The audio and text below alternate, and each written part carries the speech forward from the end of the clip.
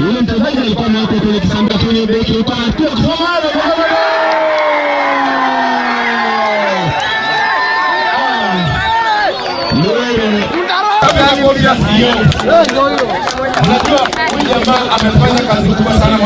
Hii kikombe itakuwa inaitwa Lemomo Super Cup.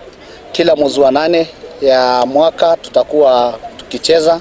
Wanaohitaji ni kushikwa mkono, viongozi wao kuwashikilia, kuwasaidia talanta zao zikuzwe. Tuungane, tusaidie wanarika wetu, vijana wetu kuweza kuchochea talanta. When you see the athletes ilikimbiwa juzi, we see a lady from Kamba from Kitui County ameenda kukimbilia another country kwa sababu Kenyans we are not able to, our government does not prioritize mambo ya sports.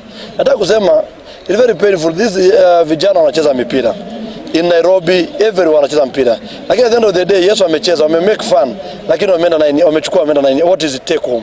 Their kids need to live.